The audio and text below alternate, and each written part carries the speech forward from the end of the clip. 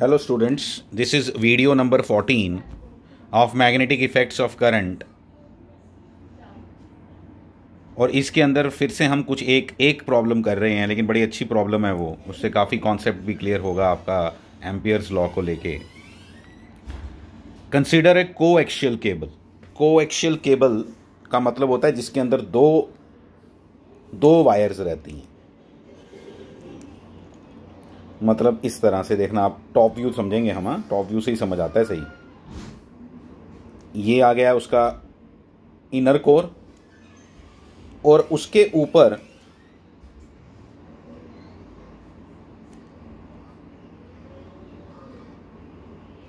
ये कंडक्टर है, हाँ सॉलिड, ऐसा बीच में गैप है, बीच में एयर है, बीच में कुछ नहीं।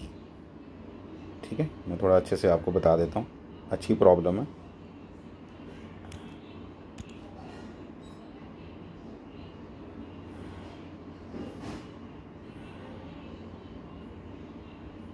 ये जो मैंने ब्लू में अंदर बनाया ना, इसका रेडियस है ए।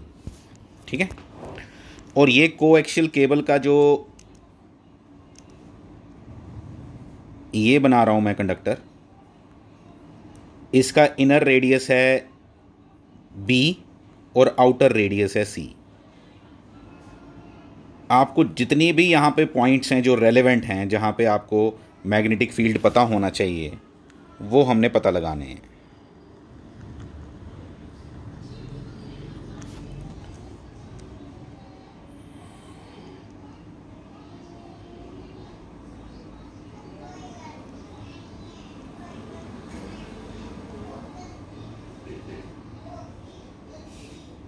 ये देखो, मैंने आपके लिए ये बना दिया आपके समझने के लिए कि ये इस तरह का कंडक्टर है टॉप व्यू में। ठीक है, अगर आप फ्रंट व्यू में देखना चाहते हो, मैं फ्रंट व्यू में भी आपको दिखाता हूँ। फ्रंट व्यू में थोड़ा सा डिफ़िकल्ट होगा अंडरस्टैंड करने में।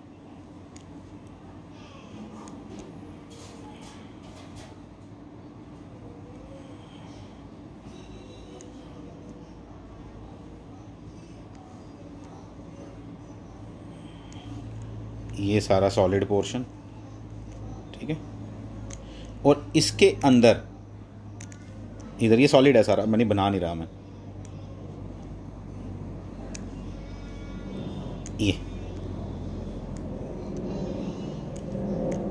ये है आपका इस तरह का। मेरे लिए जो मैटर करता है वो मैंने यहाँ बना दिया, ये वाला। ये सब कुछ गिवन है, अच्छे से स्टेटमेंट को पढ़ना। डायग्राम गिवन नहीं थी, आपको दिखाई देनी चाहिए एक डायग्राम। इन पोर्शंस में से करंट जो फ्लो कर रही है उसके बारे में भी बात करेंगे। ये आपका सॉलिड अंदर का पोर्शन, बीच में हवा, ठीक है, बीच में कुछ नहीं, मतलब आई मीन टू से, तो बीच में करंट फ्लो नहीं कर सकती। ये थोड़ा गंदा बना, आई होप कि आपको समझ आ गया मैं जो बात करने वाला हूँ। ठीक है, और ये आपका ये आ गया आपका दूसरा कंडक्टर। दो कंडक्टर, एक ही केबल है, इसको केबल बोलते हैं हम, कोएक्सियल केबल है ये।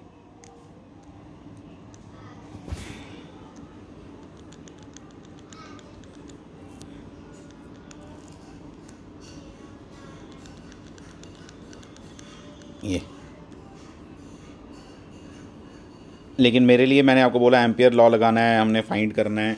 ठीक है, विजुलाइज आपको करना आना चाहिए। ठीक है, कि किस तरह से हमारा ये कहानी है। ठीक है, ये इस तरह का हमारा कंडक्टर है। फिर इसके कहाँ कहाँ मुझे इलेक्ट्रिक फील्ड फाइंड करना है, मैं ये बताने वाला हूँ आपको। इसका रेडियस पहले ए है, ये बी है, और ये सी है। ठीक है, ये ए बी सी मैंने आपको बता दिया। सबसे छोटा एरो ए है, उससे बड़ा बी है, उससे बड़ा सी है। इनर रेडियस सब लिखा हुआ है इधर, ये आपको खुद समझ आ जाएगा देखोगे जब। अब मेरे को पूछा गया है कि कहाँ कहाँ मैग्नेटिक फील्ड फाइंड करना है, वो भी मैं आपको बताता हूँ। आपको एक मैग्नेटिक फील्ड फाइंड करना है इसके अंदर, इधर, इधर और इधर। ये 4 जगह आपको मैग्नेटिक फील्ड फाइंड करना है। सेंटर से ये डिस्टेंस को मैं x1 मान रहा हूँ अपनी कैलकुलेशंस में, आगे जो मैंने की हैं। इसको मैं x2 मान रहा हूँ, इसको मैं x3 मान रहा हूँ, और ये जो बाहर है इसको मैं x4 मान रहा हूँ। ठीक है, इसलिए 4 पार्ट्स में मैं x1 x2 x3 x4 करके लिख रहा हूँ। बाकी आप इसको बुक्स ने जो लिखा हुआ है उसमें x ही लिखा हुआ है उन्होंने चारों जगह, और पोजीशंस मेंशन कर दी हुई है, inside the inner core, outside and inside the outside the inner core but inside the outer shell, this is like a shell ना, इसमें लिखा होगा पूरा, आप रीड भी कर सकते हो इसको। Consider a coaxial cable which consist of inner wire of radius a surrounded by a outer shell of inner radius and outer radius b and c respectively. The inner wire carries a current I naught and outer shell carries a current, equal current I naught, दोनों में current flow कर रही है in the same direction. in the same direction क्यों? अगर उल्टी direction में होती तो जब हम एम्पियर लॉ लगाएंगे तो माइनस करना पड़ता है, तो वो ध्यान रखना। ऑपोजिट डायरेक्शन का क्वेश्चन भी आ सकता है, तो सिर्फ जहां जहां हमने प्लस, मैं बताऊंगा आपको, जहां प्लस किया है वहां माइनस करना। Find the magnetic field at a distance x from the axis where x is less than a मैंने दिखाया आपको, a less than x less than b, कहाँ पे है वो भी मैंने आपको बताया, c b less than x less then c, ठीक है। और थर्ड वाला पॉइंट आ गया आपका क्या, x greater than x। Assume that the current density is uniform in the inner wire and also uniform in the outer shell, और दोनों inner shell में भी करंट I नॉट है, बाहर वाले शेल में भी करंट I नॉट है। ये बना दी मैंने डायग्राम फर्स्ट केस के लिए, जहां पे मैंने एम्पीरियन लूप यहां डॉटेड में ली हुई है। आपको मालूम होना चाहिए कि मैंने एम्पीरियन लूप जो ली हुई है इसका ये कहाँ लेनी होती है, it should pass through a point of concern. Point of concern मैंने बताया था आपको लास्ट वीडियो में, जहाँ पे हमने मैग्नेटिक फील्ड फाइंड करना है, ठीक है। अब मुझे सिर्फ ये पता लगाना है कि ये जो एम्पीरियन लूप मैंने बनाई इसके अंदर यहाँ पे कितनी करंट है, करंट एनक्लोज्ड हेयर, ठीक है। मुझे इतना मालूम है कि यहाँ टोटल करंट जो है ये वाली जो यूनिफॉर्मली डिस्ट्रीब्यूटेड है, यूनिफॉर्म करंट डेंसिटी है, वो I नॉट है। ये जो मैंने अभी पूरा ग्रीन किया यहाँ करंट I नॉट है।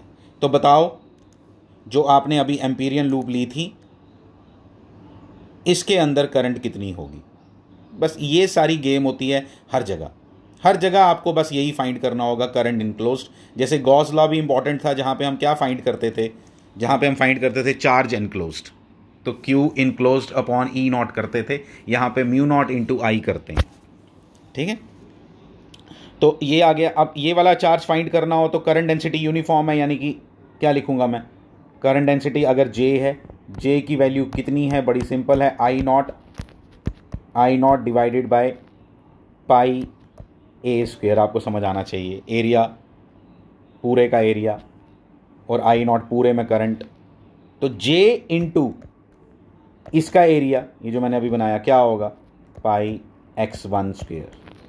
ख़त्म हो गया question. This is the charge enclosed, ये सब मैंने बता दिया आपको। आ जाओ, ये देखो मैंने कैलकुलेशन की है, b इंटू ये आपको इंटेग्रल ये बन जाता है, integral b dot D L. आपको मालूम है हर जगह हम b कांस्टेंट रखते हैं, बाहर आ गया dl, इंटीग्रेशन करके वो बन जाता है सर्कमफ्रेंस, ठीक है। तो किसका सर्कमफ्रेंस, ये किसका सर्कमफ्रेंस बनता है, ये किसका सर्कमफ्रेंस है, एम्पीरियन लूप का, याद रखना, ठीक है। फिर इक्वल टू, ये मैंने अभी सिखाया आपको, J की वैल्यू मैंने लिखी है, ये देखो J की टर्म्स में भी आंसर निकाला, J के बिना भी आंसर निकाला, I नॉट की टर्म्स में भी आंसर निकाला। एक्सपेक्टेड ऑब्वियसली I नॉट की टर्म्स में ही होता है, लेकिन ये भी आपके लिए सिंपल है, ऐसे लिख लो, फिर उसके बाद ये लिख दो, ठीक है, आ जाएगा समझ आपको। आ जाओ आगे। अब एम्पीरियन लूप कहाँ, अब आपने यहाँ पे फाइंड करना है।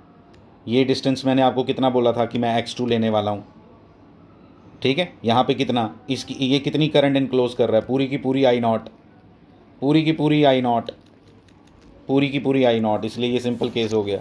ये लो देखो, ये सबसे इंपॉर्टेंट ये है, कुछ नहीं है, और ये सिंपल था, कुछ भी नहीं है इसमें। आ जाओ आगे। पहले इस क्वेश्चन की अंडरस्टैंडिंग इंपॉर्टेंट थी, ये थोड़ा सा डिफिकल्ट है, कैलकुलेशन डिफिकल्ट नहीं, कैलकुलेशन डिफिकल्ट है। अब इस एम्पीरियन लूप के अंदर करंट कितनी एनक्लोज्ड है मैं बताता हूँ आपको। एक तो ये पूरी I नॉट, ठीक है, और दूसरी जो इंपॉर्टेंट है वो ये वाली, मैं थोड़ा सा ये इतना पोर्शन, ये आपको पता चल रहा है मैं जो बोल रहा हूं, ये इतना पोर्शन,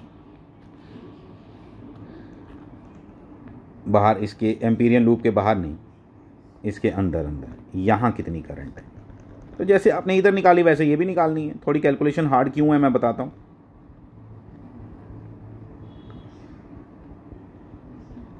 ये करंट, ठीक है, आपको समझ आ गई। मैं पूरा शेड नहीं कर रहा हूँ, ठीक है, ना आपको करने की ज़रूरत है, इमेजिनेशन चाहिए इसमें। इसमें कोई ये नहीं है कि आप फालतू काम करते रहो कि शेड ही करते रहो कॉपी पे बैठ के, ठीक है। ये आ गया। मैं बताता हूँ आपको कितनी होगी करंट इनक्लोज। जे यूनिफॉर्म करंट डेंसिटी है इसलिए टेंशन ही ख़त्म।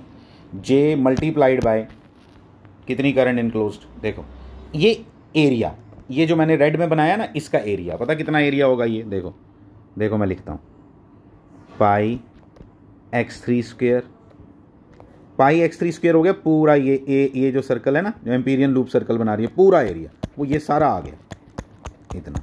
लेकिन ये थोड़ा लेना है मैंने, मेरे को तो सिर्फ यहाँ तक लेना। तो क्या माइनस करूँ, पाई b स्क्वेयर, ये वाला एरिया माइनस कर दिया इतना वाला, तो बाकी ये पोर्शन बच गया। ये आना चाहिए आपको, ये स्क्वेयर लिखना था मैंने यहाँ, ठीक है, ये मैंने किया हुआ है। अब जे कितना है, जे कितना है वो भी लिख दो, आई नॉट डिवाइडेड बाय,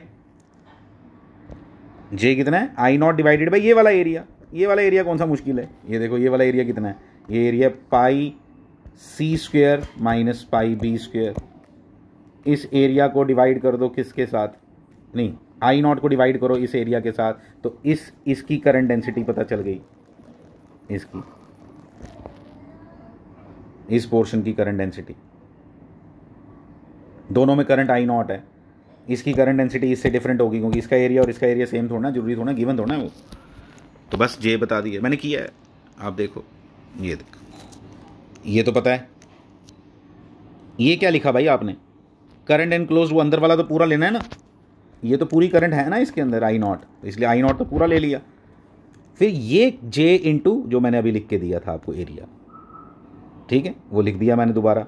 अब जे की वैल्यू भी डाल दी मैंने, ये देखो आपको अभी सिखाई मैंने, वैल्यू डाली, कुछ नहीं, पाई पाई कैंसिल हो रहे हैं, सामने सामने दिखाई दे रहा है, ये बना। म्यू नॉट आई नॉट मैंने कॉमन ले लिया तो 1 प्लस ये बन गया, फिर एलसीएम लिया तो ये बन गया। ये देखो कुछ नहीं है, कुछ भी नहीं, कुछ भी नहीं। लास्ट पार्ट सबसे सिंपल, कितनी करंट है इसके एनक्लोज, दोनों आई नॉट प्लस क्यों। अच्छा ये देखो, अगर ये करंट अपोजिट डायरेक्शन में दी होती तो क्या होता, तो ये माइनस होता, बस कुछ नहीं होता। और ये माइनस होता, कर नहीं देना माइनस, ये माइनस होता, फिर कैलकुलेशन वैसे ही करो। अब इसमें भी क्या होता है, इसमें भी माइनस करते दोनों करंट्स माइनस, जीरो आंसर आता, जीरो आंसर आता। इसका मैग्नेटिक फील्ड जीरो होता इधर इस पॉइंट पे बाहर, अगर हमने